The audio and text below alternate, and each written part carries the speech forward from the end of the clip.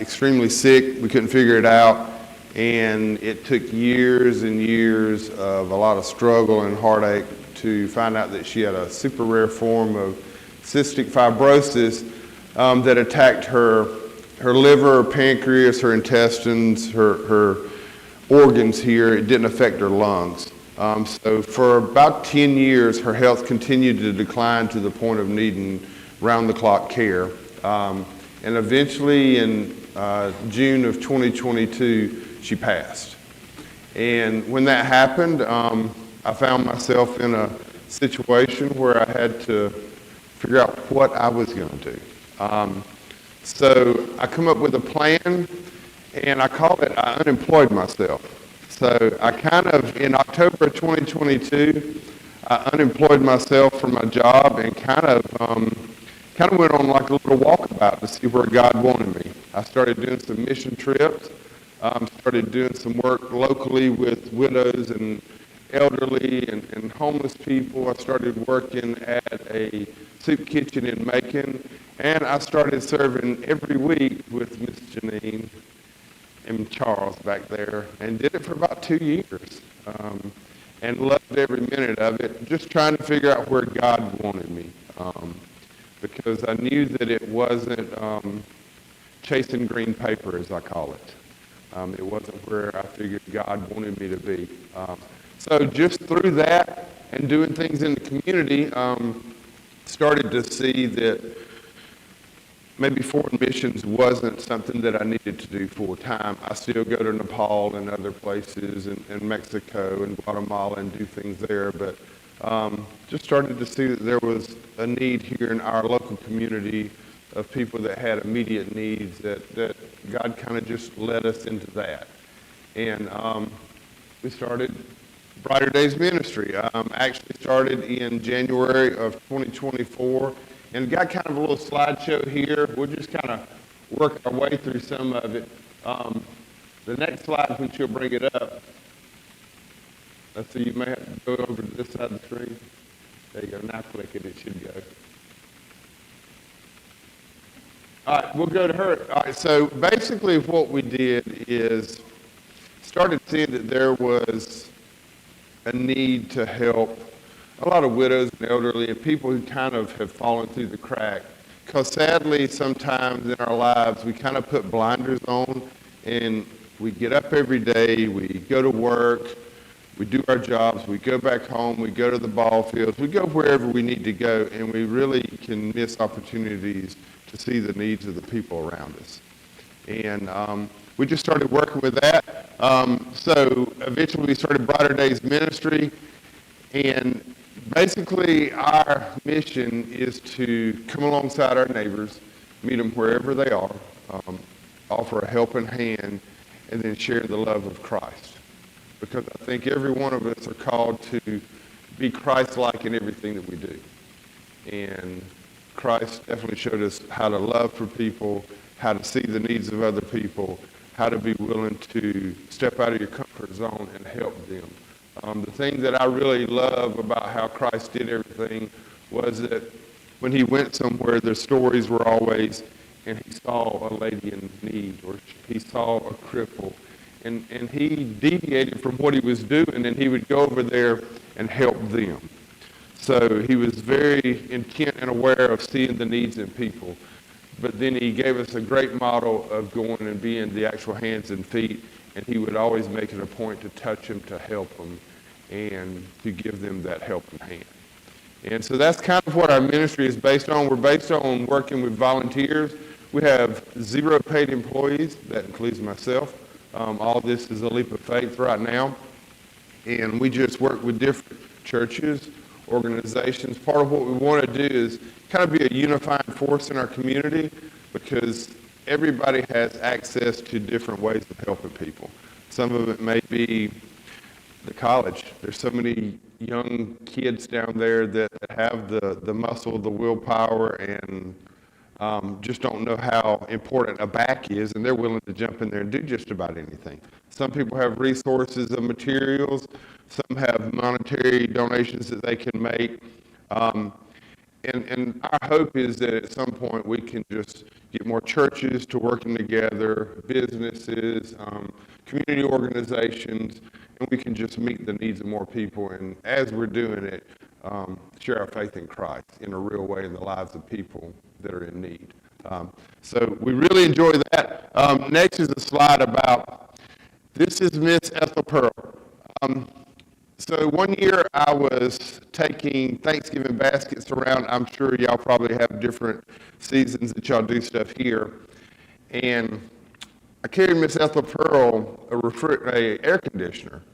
And she told me just to sit it on the porch, and I left it there and didn't really pay much attention to her house other than the fact that her door was kind of wonky on it and all that. But at Thanksgiving, I carried a basket by our house, and when I got there, she was talking to her pastor on the porch, and I asked her, I said, can I take this inside? It's a heavy box. Let me put it in your refrigerator. First, she was very hesitant. Finally, she let me carry it in there, and when I went in there, she didn't have a refrigerator. She had a freezer that had basically quit working, and the only spot that was cold in it was the very bottom of the freezer. And so I immediately left and told her I had a refrigerator that someone had given us. Could I bring it back? And of course, she was overjoyed by that. So I got a couple of volunteers. We carried it back to her house. And just by giving her that refrigerator, she kind of allowed us into her life. Come to find out, Miss Ethel Pearl's an 80-year-old widow. She has two 60-year-old mentally handicapped sons that have lived with her. She'd been living in this single-wide trailer for over 2.5 years. She had no water.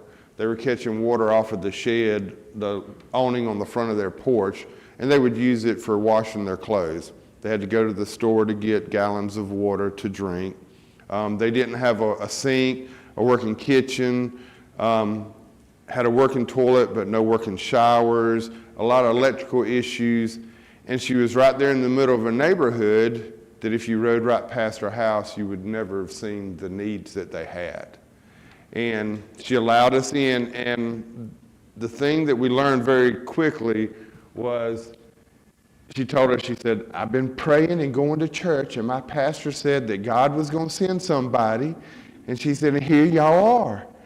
And, we were like, thank you, Jesus, for doing that. And just seeing her faith in the middle of a struggling situation that would probably consume most of us, we could see that her faith was sustaining her in the middle of this heartache and hopelessness that we saw. But we were able to go in there. There's a couple of pictures here. I think the next slide is kind of a mixture. This was what her kitchen looked like before.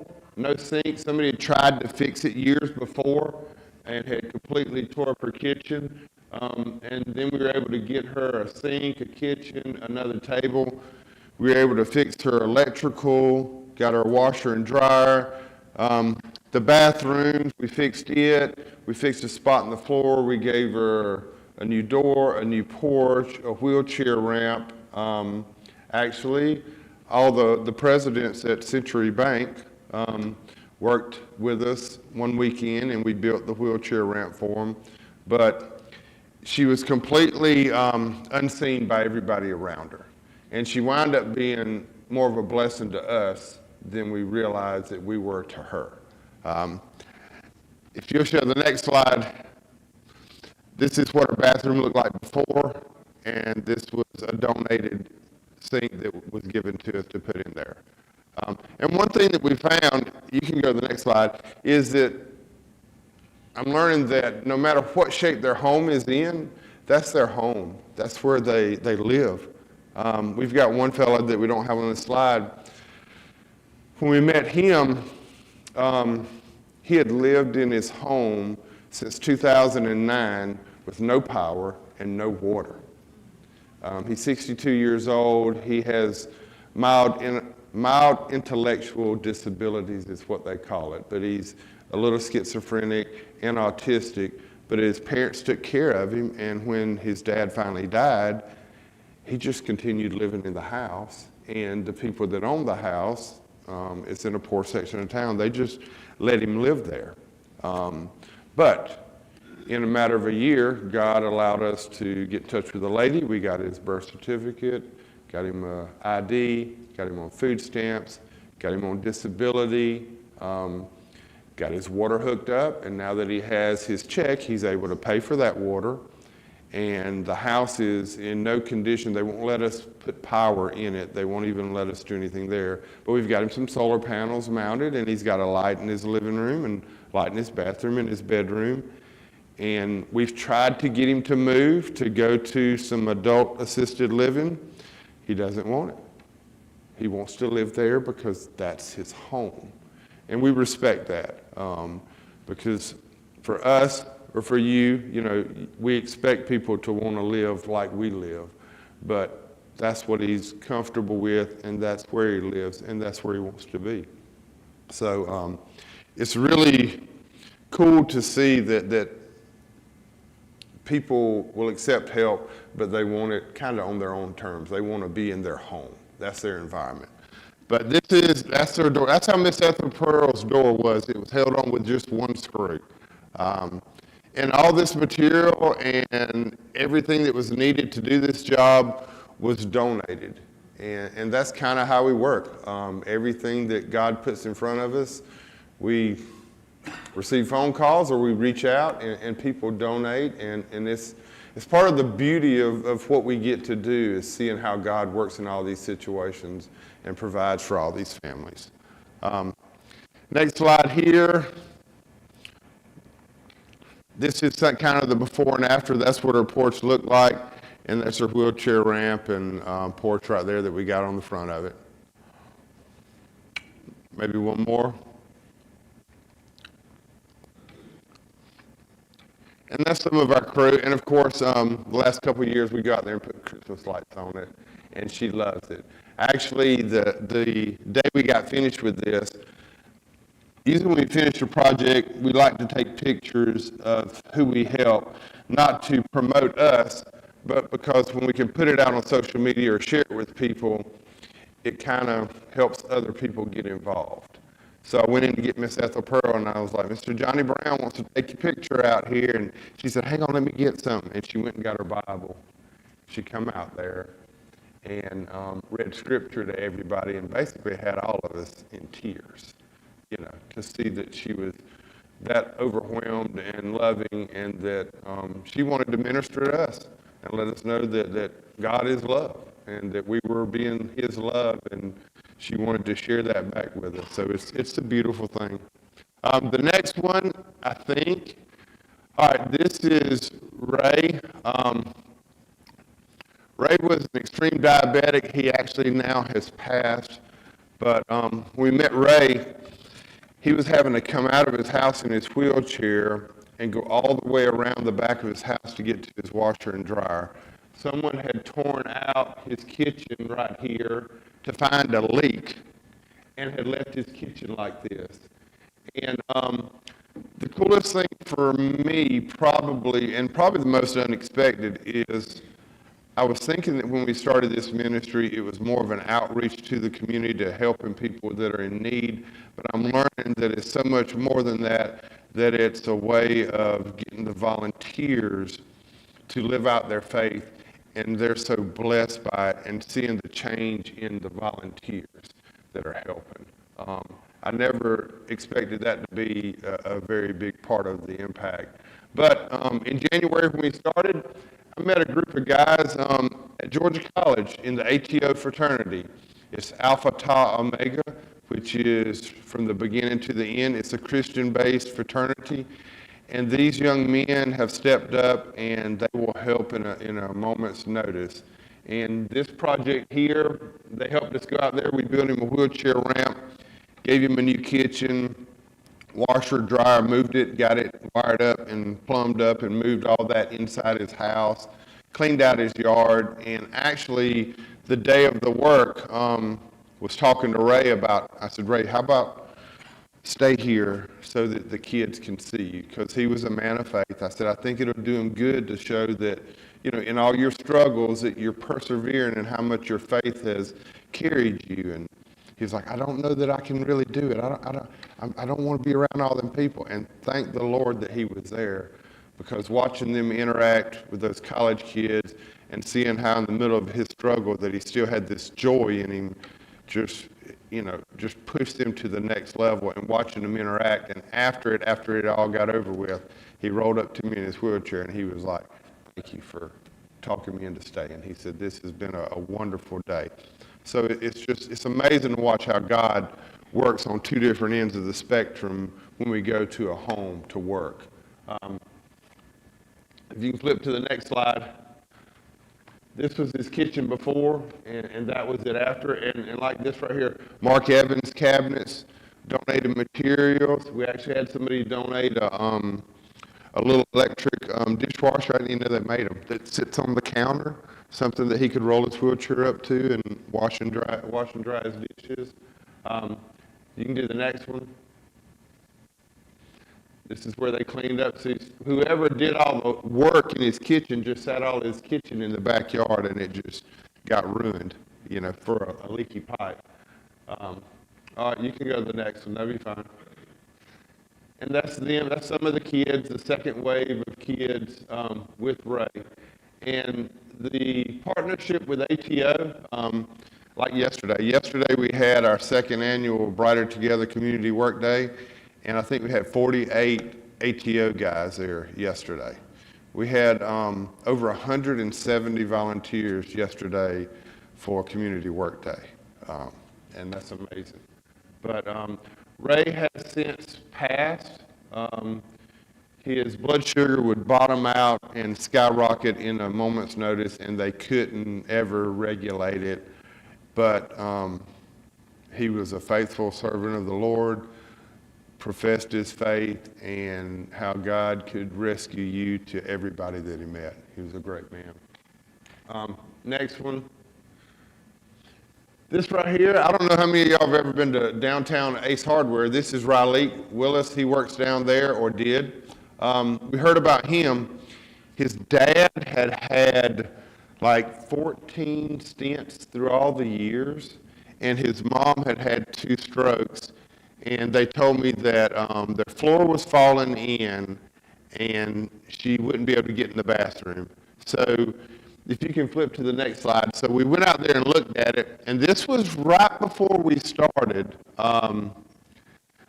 This room right here, the floor had dropped about 8 inches. The floor joists were completely rotted out. It was from a water leak that had happened when the grandparents of the home had owned it, but they had lived there in the middle of all that. But we partnered in the end with the Haddock Baptist Church and a couple of construction guys, and they donated materials and everything, and we were able to get their rooms done. You can go to the next slide. Get her bedroom done for her, and then I think the next slide may be her bathroom. So this was their bathroom right here. There was about 18 inches in between the toilet and the sink, and it had a little 24-inch door. We wound up putting a big 36-inch door, moving everything, giving her a shower that she could get into that was handicap accessible, and every bit of that was done through donations and community volunteers. When we went in there, the first day that me and Riley, and part of what we do, let me back up, is we come alongside people to help them, but we want them to be part of the repair. If there are people that live there that have financial ability to help, we want them to contribute. If they have the ability to help with the work, we want them to have a hand in it. We want to give them a hand up, not a hand out. I think we all have to be involved in what we do. But Riley helped me through it all, and we were working on it the first day, and a man came in and he said, now how are y'all going to pay for all this work? And I said, I'm not sure. I said, we're going to see how God comes through. But God's going to provide a way. And this man left, and about 10 minutes later, he come back, and he said, here's a check for $500 to get you started. And then he told somebody else, and then the Haddock Baptist Church got involved, and they bought the stuff for the bathroom, and then a landscaper heard about, so it's just kind of a fluid growing movement of God, and it's a really a beautiful thing to see how God puts all this stuff together. If you want to show the next slide. All right, so this right here is something that we have. It's called our Home of Hope. We were donated this house. We had to go in and remodel it. It was remodeled with volunteers. It was a home that we set out to, we didn't even know what God was going to use it for. But right now we've got a 79-year-old man, a widower that lives in there. He lost everything in a fire, and we were able to allow him to live there. And it's just another part of our ministry that God's opened the door for us to help the community. And hopefully we will get more houses donated to us that we can fix up to offer as temporary housing. We're really trying to work with another church. They have a home that's in a neighborhood. We hope that they'll donate it to us because we don't have any temporary housing for battered women or battered husbands. Because there's a lot of situations where the police and the firefighters go to homes of domestic violence, and there's just no place to tell somebody, if you want a way out, we can take you right now and put you somewhere. So we would love to be able to offer that to our sheriff's department and the police department. So hopefully God will open up a way that we can do that in a safe environment. This home here is right on Allen Memorial Drive. Just too much traffic. It wasn't perfect for that, but it's perfect for temporary housing for people that need a season of housing. The next slide. All right, our headquarters. Okay, so another blessing is we originally started with a couple of connexes out on 441 that the guy out there was letting us use to store furniture in and our goods. But we were serving on a committee, and we walked out of a committee meeting at the courthouse, and I was talking to our guys, and they were like, we need a headquarters. We need an office. And I said, you know what? I'm going to call Brian Robinson. I don't know if y'all know Brian. I said, Brian's on the board out there at Central State Hospital. I said, I'm going to call him and see what they got. They got all those buildings out there. I literally closed their door, turned around, pulled my phone out, and in read right, and I had a missed call from Brian Robinson. So I turned right back around, went back to him, and I said, look, he just tried to call me while we were in that meeting. So I leaned on their door, I called his number, and I said, Brian, what are you doing? He said, what are you doing? I said, man, doing all kinds of stuff. He said, hey, do y'all need a building to use? Because y'all are doing all kind of stuff. And I was like, Brian, you have no idea. We were just having that conversation. I was going to call you. He was like, man, we got all kind of stuff. I got an idea out here. And he said, when can you meet me? I said, whenever. He said, what about right now? I was like, okay, I'm on the way. So I left the courthouse, went out there. He showed me a couple of places. Then he carried us behind the Lawrence building to the, I don't know if any of y'all are from the state, but there's the engineering office that's right there and the supply room. And he opened the door and it was full of crap. And we walked down the halls, and he showed it to me, and I got to looking at it, and then the back section had these roll-up doors and all this material in it. And he was like, yeah, I think y'all could use this spot right here. And I was like, well, we probably can. I said, it's pretty big. Yeah, we could do it. He said, I think we can do something. He said, matter of fact, I bet you we could get the board out here at Central State to help y'all with the rent and the power for about a year. And I was like, well, okay, let's keep talking then, Brian, you know? So in the matter of a couple of weeks, we had a lease, and we had the board at Central State paying our rent and our power bill. All we had to do was get some volunteers to clean it out. And we cleaned it out, and as of now, this is the center part of the building. So it is now our community room, which is this. We've also remodeled the front 3 rooms of it. So now in this building, in the front section that used to be the engineering office, we have recovery programs that are faith-based, and other programs like AA and CA that meet there 6 days a week. So we have recovery programs working out of there. In the back section, we have a clothing closet We had plans to do a boutique in this building and some other things, but God has different plans for that. But the back part of the building, we use it to store furnishings, home furnishings. We try to keep 2 to 3 houses of furniture on hand at all times. That way, if somebody loses everything in a fire or has to start over, in a matter of 2 hours, we can load up our trailers and trucks and go to someone's house and give them refrigerators, couches, recliners, dishes, pots, pans, forks, spoons, beds, dressers, end tables, lamps, and in 2 hours, we're done. And it's quite an overwhelming and beautiful thing to do. And of course, then that gives us the opportunity to share our faith, which is basically, as you walk into this home, don't remember us, don't remember that we brought you this stuff, just see how God provided for you in your time of need, and that's what God wants for us. And then we encourage them to find them a church family. We don't direct them to any specific church. We direct them to churches in the area, somewhere close that we know preaches the word, because as y'all all know, that's how God works a lot of time, is through a community of believers in your church that are there to support you and assist you in your time of need, right? And love on you and care for you. So it gives us a good opportunity to share faith in a real way in their lives, and it's not about us.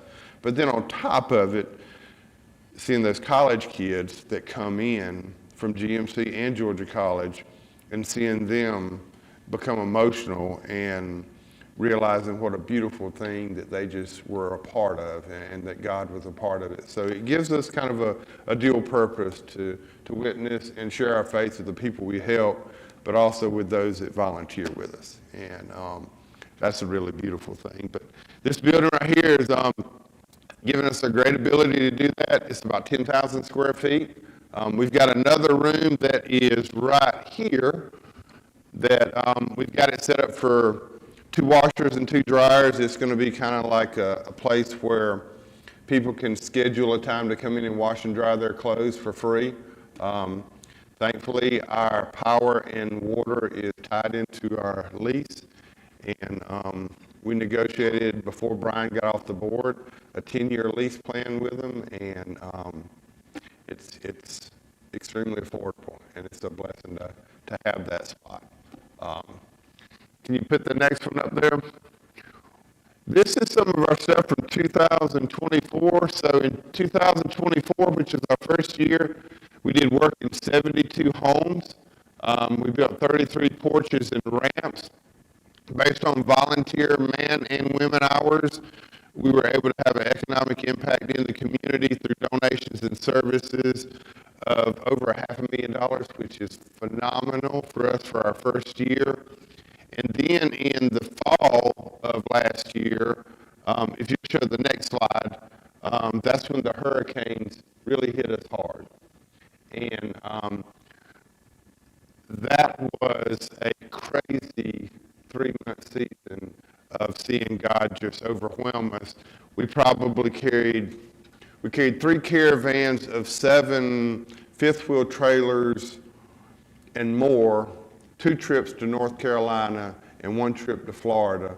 I mean, we had one man donate 33 generators and 33 5-gallon things of water, and a propane company over there in Bolingbrook donated like 70-something propane heaters to go to North Carolina. It was just crazy how, and companies, one of my friends worked for an industrial company, and I said, talk to your boss, see if they'll donate some money. And he was like, all right, I'll go talk to them. They might give us $1,500, which was fine.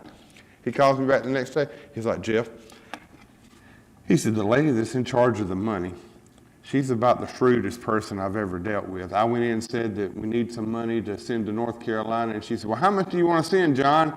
He said, how about $1,500? He said, I figured I'd go high. And he said, she turned around and said, how about $10,000? You know, and it's just God doing amazingly beautiful things, you know. And we met some folks in Bat Cave, North Carolina, which is right outside of Lake Lure, and they were kind of an area that was super remote that got overlooked, and we were able to go up there and do quite a few different mission trips up there and build some bridges for communities and people that live beyond creeks, and take clothing and blankets. And I think y'all donated some blankets maybe to us, but it's a beautiful thing to see God's people come together and meet the needs of those around us. But through that, we had like $210,000 worth of money and goods and supplies. So we were super blessed in our first year. And on top of that, this just happened 2 months ago. Maranatha Outreach here in town, they reached out to us. They were dissolving as a ministry, and they donated their entire property to us. So in the last 2 months, we've been working on several things. On the property is a 40 by 80 metal building, which was a thrift store. It's soon to be what they call a client choice food pantry, which is basically set up like a grocery store. People can come in and basically shop and pick out items up to a certain value, and it's based upon nutritional, used often, used sometimes, used rarely. We're working with Georgia College and State University on that part. Our clothing boutique that was going to be at Central State is now going to be in there. People will be able to come in and get 10 to 15 items for free. And we're modeling it after some programs that we've went and looked at. And it's basically, you'll have a personal shopper. Somebody will walk with you and say, how are you doing? What's going on in your world? Can we pray for you? How can we assist you? Do you have a job? It'll just be another time that we can minister to people. We're gonna have a computer lab in there, and also we're on stage 3 of being approved for a grant from Atlanta Motor Speedway for commercial washer and dryers to offer our washer and dryer program to the community. All of it's going to be free, run by volunteers, and it's actually going to be open kind of 2 o'clock to 7 o'clock in the afternoon, because there's a lot of working poor that don't get to go to Chard Ray. Chard Ray is open from like 10 to 12, 3 days a week, if I remember right. New Beginnings is open 1 hour a week. That's it. And there's a few little small ones here and there that are open a few hours on a Saturday or whenever. But there's nothing that's open in the time span where there may be a single mom with kids that need food. We're working with Georgia College on that. There's a double wide on the property. We're working with the Okmulgee drug court system, the ATCC program, and we're going to be able to give them housing for people who want to participate in that recovery program. So we're going to use that for this. We have 2 single wides. We actually have a homeless disabled firefighter from our own county that was living in his car. We have him in one of the trailers right now. He moved into it 2 days after we got the property. And God may be opening up a door for us to be able to restore the red brick building, that 3-story behemoth of a building that is actually, the bones of it are in really good shape. So if God wants it to happen, it's going to happen. If he doesn't want it to happen for the red brick building, then it's just going to sit there. We've actually had 150 volunteers from Georgia College when the freshmen came in to help us clean out the whole front of it. So the first 2 floors in the front have completely been cleaned out. And we're just going to eat it like you eat an elephant, one bite at a time. And, when it's supposed to happen, it'll happen. But hopefully in the next 3 months, the double-wide trailer with the program, with the recovery program will be up and running. The pantry and all that, it should be done in about 6 months. And as of yesterday afternoon, for the thrift store, all the lumber's been donated by Inner4. The electrical has been donated by a contractor. The air conditioner, labor, and material has been donated by an air conditioner company here in town. The drop ceiling had a guy come by Friday from Macon. He said that it would run us about $6,500 to $7,000 to do the ceiling. He said, I think I'm going to do it for free. And then after yesterday's serve day, one of the ministries from Macon that cooked for us, once they went over there and looked at it, they called me back and said they're going to pay for the lighting. So if I can get a little bit of electrical wire donated, the only thing we've bought for the whole property has been some Fabuloso and some sponges and some brooms and stuff like that. And actually had somebody donate a roof for the double wide. So it's amazing watching God just provide all this stuff. And it's a beautiful ride watching God do what he's doing. And I think whenever we're faithful to him, he does those things. The more we lean into him, the more we see the evidence of him working in our lives. But that don't mean that the devil ain't working too. The devil's there trying to cause problems too. But we know that Jesus is greater than anything that the devil can throw at us. But all right, next. This is just a couple of the stories. We have a website. BrighterDaysMinistry.org. We're on Facebook, Brighter Days Ministry. If you want to see some of our projects and the volunteers, please go online and look at our website or go to our Facebook page, and you can see plenty of pictures of people in the community that we've helped. And just hearing the stories of the volunteers is one of the greatest joys that I get.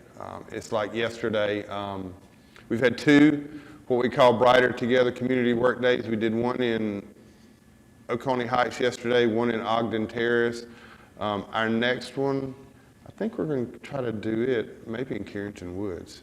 And then we're going to try to do one in Harrisburg. But it's a beautiful thing that we're able to get other ministries together, kind of turn it into a street fair kind of thing, provide food, music, games. We partner with Georgia College and different organizations, Learning to Serve, communities in school, and we get to go out into a community and do a bunch of different projects and really have a huge impact, all while glorifying God, which is the main thing we try to do.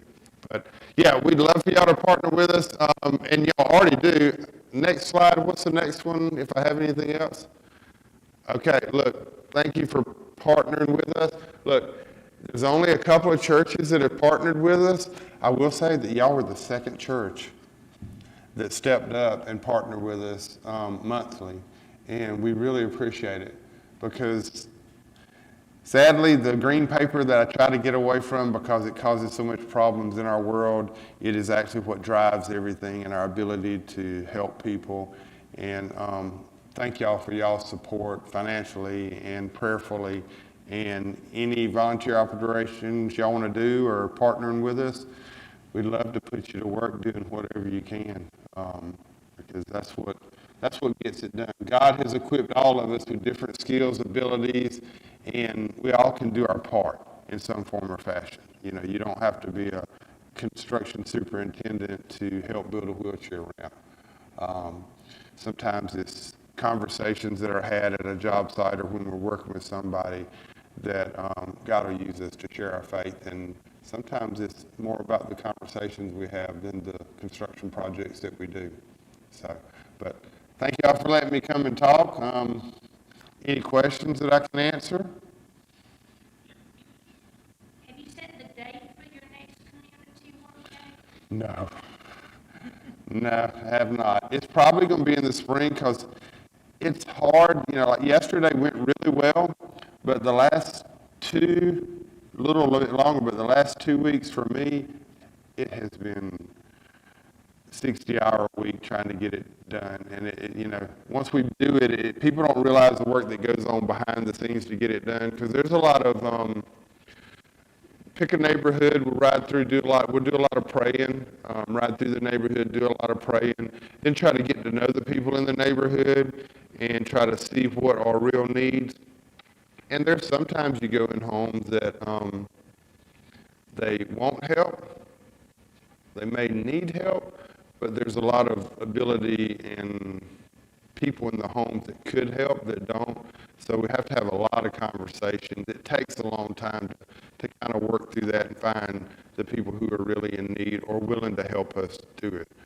So it will probably be the spring before we do another one, somewhere in the neighborhood of March in that area.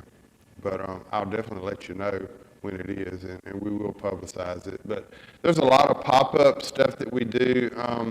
We have to be kind of fluid because a need for a wheelchair ramp may come up, or a need for an emergency repair in a home, or somebody loses something in a fire. So we have to be willing to be very flexible, and I may have plans for what I'm going to do tomorrow, and I do, and it could change tomorrow morning. And that's just how it works. But yeah, hopefully in the spring will be our next one. Anybody else? Yes, sir. Donations of old clothes and stuff like that, or things that we no longer need, we put in storage or something just sitting there. Do y'all have a habit for that? Okay, we are blessed right now in clothes. Thankfully, we have a lady that handles that. So she has told me put the brakes on any clothing donations right now, other than there are some needs for children's stuff and younger kids. But it's kind of, even the furniture thing, we try to keep 2 to 3 households of furnishings on hand, but it may be that, like right now, we could use end tables, nightstands, maybe one more couch, that type of thing. And then tomorrow, after we go into home, it may even be that we need a couple of beds or dressers or nightstands, so it's kind of fluid in that. So basically, you can look on our website or Facebook page and contact the number or email and say, hey, I have some furniture to donate. And as long as everybody's willing to say, hey, I have a couch, a recliner, and 2 end tables and this, and we say, hey, we can use the couch, but we can't use the recliner right now. We kind of use goodwill to donate goodwill. Right. If you have an attitude. We do. So really, if you have something you want to donate right now, clothing, I've been told no by the ladies. But yeah, just contact us, and I'll be glad to give you my number or whatever, and y'all can reach out. And if we need it, I'll tell you, yeah, we need it. And if we don't, just understand that thank you for the offer, but right now we can't take anything. I have some stuff that has needs minor repair. Do y'all have technicians that can repair that stuff?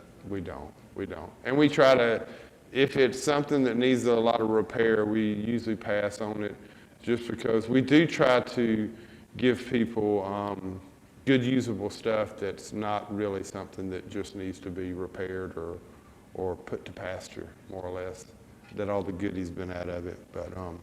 But yeah, as long as everybody's fine with, us saying, hey, we can use it, or no, thank you, right now we're full. But yeah, just feel free to reach out.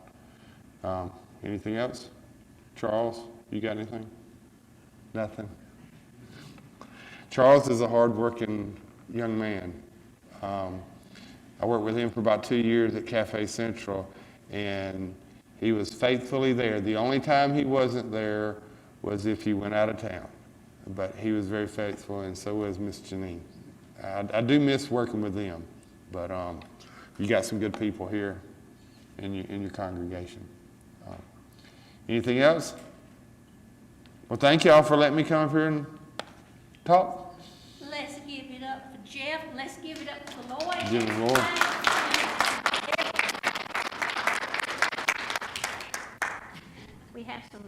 We have some refreshments. We'll have them out in just a minute.